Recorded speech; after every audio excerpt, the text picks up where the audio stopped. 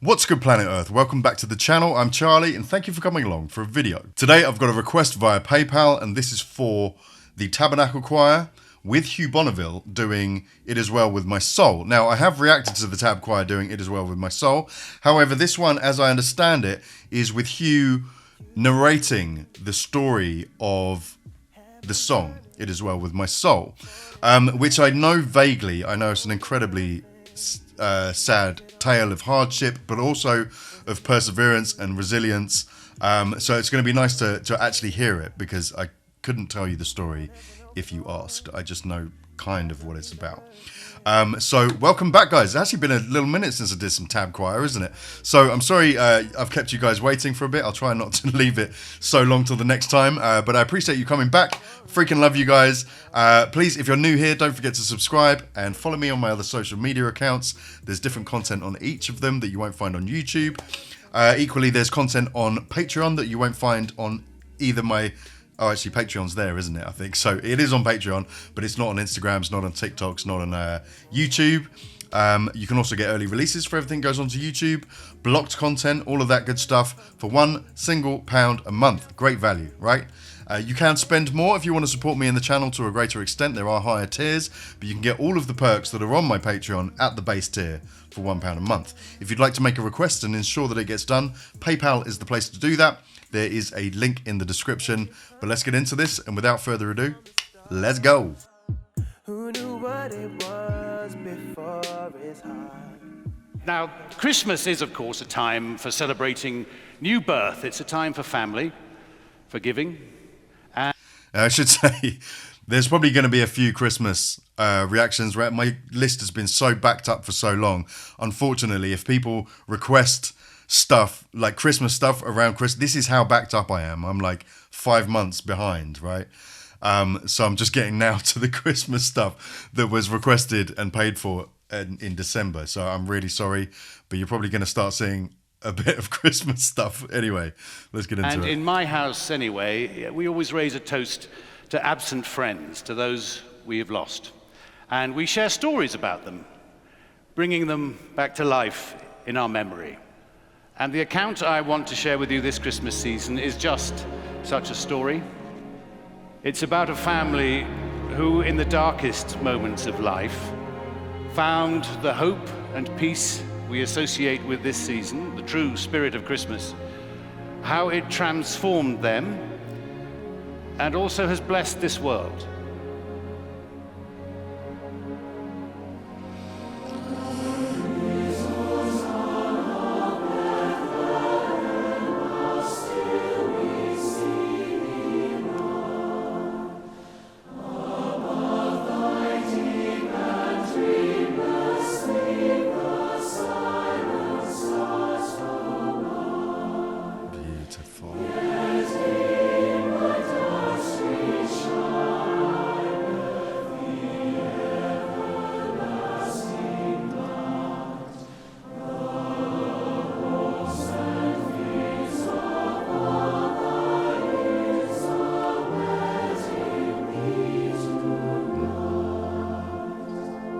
In mid-November 1873, an ocean liner, the Vydster Media, set sail from New York bound for France, with 313 passengers on board.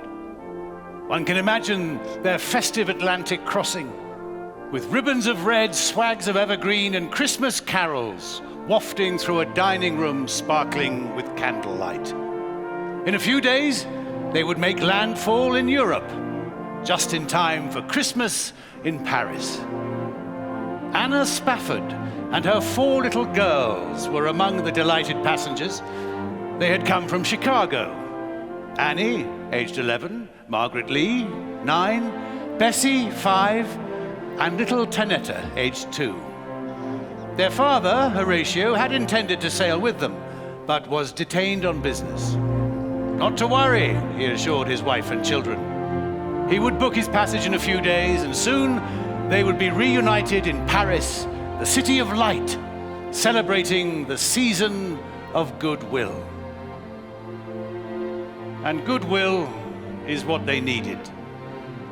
2 years earlier, the Great Chicago Fire had all but destroyed Horatio's business interests. So this journey was intended to restore hope and bring healing into their lives. Once on board the ship on the evening of November the 22nd, Anna and her girls knelt down, said their prayers, and fell asleep, dreaming of the Yuletide festivities to come.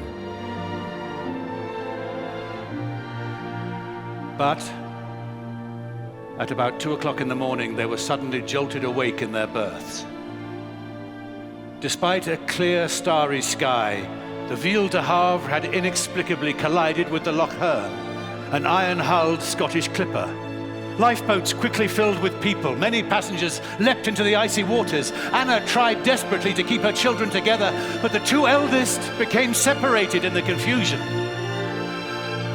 Just 12 minutes after the impact, a wave washed over the deck, and Anna was drawn under, together with her two youngest daughters. She held on to 5-year-old Bessie until her strength gave out. Her last memory was of 2-year-old Tanetta in her lace nightgown, torn from her grasp, getting smaller and smaller, until she too finally disappeared. Later, the crew of the Loch Earn found Anna unconscious, floating on a wooden plank. When the ship docked in Wales, Anna sent a telegram to her husband. It read,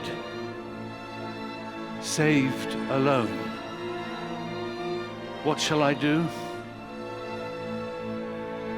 Horatio immediately sailed from New York. He wrote to a friend, "There is just one thing in these days that has become magnificently clear. I must not lose faith." 4 days into his voyage, on a Thursday evening, the captain summoned Mr. Spafford to the foredeck. By the crew's calculations, they were nearing the very place where Anna's ship had gone down, taking with it their 4 daughters, now resting some 3 miles below. But Horatio refused to look down. "I did not think of our dear ones there," he later recounted. Instead, he gazed out across the rolling waves and up into moonlit sky. There and then, he began to formulate a simple expression of his faith, a verse that would become a hymn. "When peace, like a river, attendeth my way, when sorrows like sea billows roll, whatever my lot, thou hast taught me to say, it is well. It is well with my soul." Only a few weeks earlier, in the same place on the open sea, Anna had experienced a similar awakening. After her rescue, when she'd regained consciousness, she was overcome with despair and simply wanted to throw herself back into the ocean. What was life worth now? What could it ever be without her children? But then, it was as if she heard a voice in her mind and her heart. "You are spared for a purpose, Anna. You have a work to do."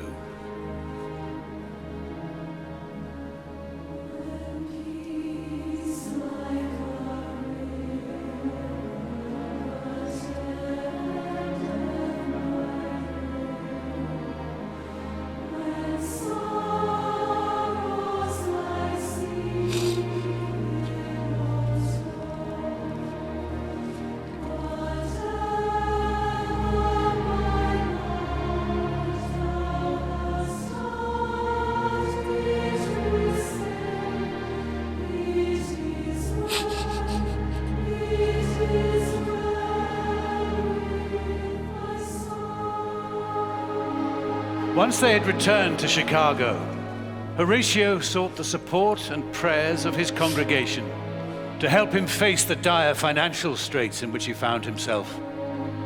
Anna gave birth to a boy and then a girl. But sorrow upon sorrow, that son, Horatio Jr., succumbed to scarlet fever at the age of 3. Then, a year later, another daughter was born. Only 2 of their 7 children lived to maturity. But the Spaffords never yielded hope.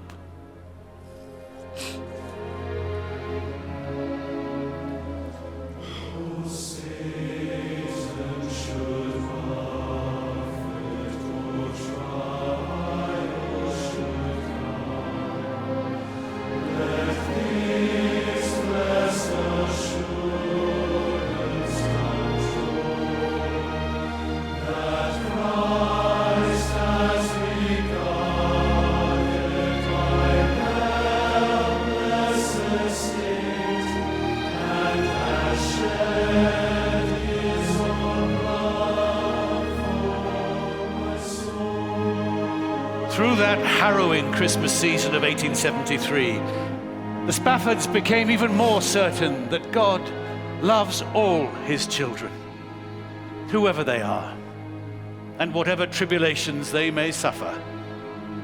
In 1881, the family moved to Jerusalem and established there an American colony not far from the little town of Bethlehem. We celebrated Christmas.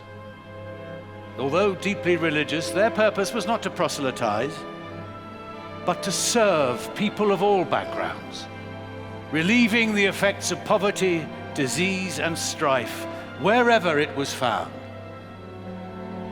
7 years later, Horatio himself died.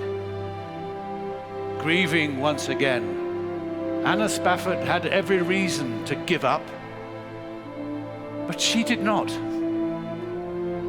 Every life has contradictions and imperfections, and hers was no exception.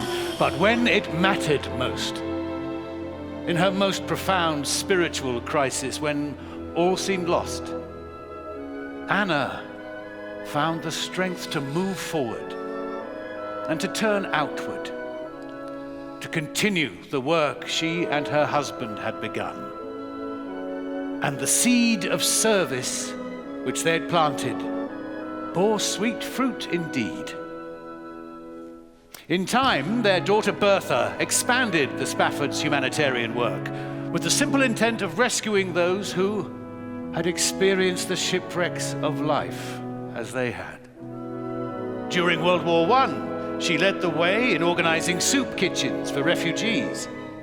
She also oversaw hospitals for wounded soldiers on all sides of the conflict. One Christmas Eve, on her way to Bethlehem, Bertha met a Bedouin man, his ailing wife, and their newborn son traveling to Jerusalem by donkey. Later, Bertha wrote, "Here stood before me a rustic Madonna and babe, and similar to Mary's plight, there was no place for them to stay." By the next morning, the mother had died, and Bertha was asked to take care of the child. She agreed. She named the little boy Noel. And within the week, she had taken in 2 more orphaned babies. And so began the Spafford family's most enduring charitable work, a hospital for children. She explained, "We make no distinction in nationality or creed, the only requirement being that people absolutely need our help." And some of the Spaffords' charitable work continues to this day in the Children's Center that bears the family name.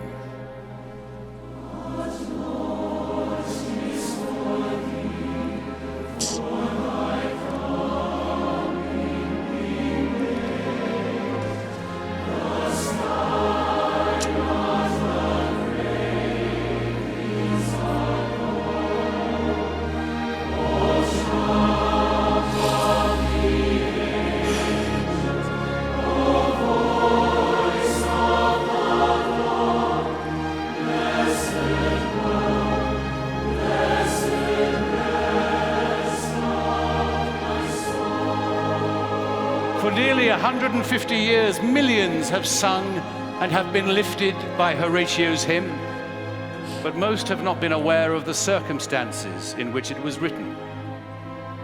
But they have been strengthened by its universal message. Horatio's words echo with the story of Christmas. A child was born in Bethlehem, bringing peace on earth and goodwill toward men. Because of him and through his example, the human spirit can rise above tragedy. Whenever, however, we suffer our own night of sorrow, God's love does shine in the darkness. Hope can heal the wounded soul. And the Christmas work of giving, of loving, serving, and of rescuing is ours if we choose to make it so. And as we do, we join with saints and angels to rejoice and sing. It is well.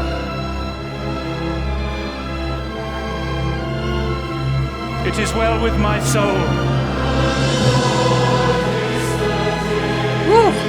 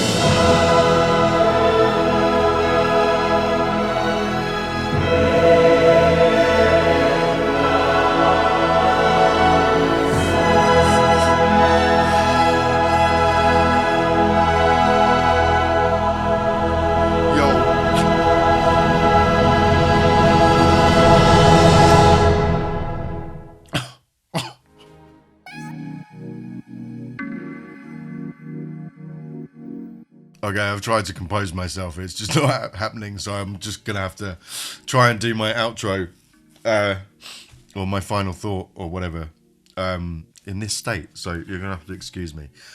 I was in two minds whether to do this one or not, because I've already done it as well. And I'm so pleased that I did. Yo, the Tab Choir know how to put on a production. I mean, Hugh Bonneville narrated that beautifully. It was perfect, and you could see the emotion in him at all the right points. Not that it was planned or anything, but it just added to it, you know. He got emotional where you would imagine anyone would get emotional. And it was so well acted as well, you know. I mean, I dare you to find any other, you know, church production like that is so well. I've never seen one that is so well acted. It's fantastic. But all that aside, I mean, what a story. And on some minute level, I identify with. I've had struggles with, having my kids taken from me, and losing that time. But it's obviously not even close to being in the same order of magnitude as losing, like having multiple of your children die. And what a sort of, I mean, I don't even know how you find the strength to carry on with life without God. Right? I mean, you've got to find some connection to a deeper connection, and deeper purpose. Yeah, I don't know how you move on with your life without leaning on God for that. It makes you realize that, if these people can get through that, and not only get through it, but thrive and create beauty and goodness in the world from that, then that is testament to not only them, but, God as well. That is freaking unbelievable. Certainly makes me... it reinforces and fortifies my belief and that everything will turn out okay. And it's not necessarily waiting for the storm to pass. It's learning to dance in the rain, isn't it? This is very cliche. I was trying not to come up with a cliche, but it fits, and that's it. It's not necessarily that things are going to clear up. Things might get a lot worse. But it's learning to day to day get through it. All you've got is now, right? Wowza. Thank you for watching this with me, guys. I can't wait to get down in the comments with you all and talk about this one. Thank you so much for watching another video with me, guys. I love you for watching with me and allowing me to have this as my freaking job. It's amazing. Anyway, love you guys. I'll see you in the next one. And until then, be kind to yourselves. Love everyone. And as I've just said a few times, I freaking love you guys.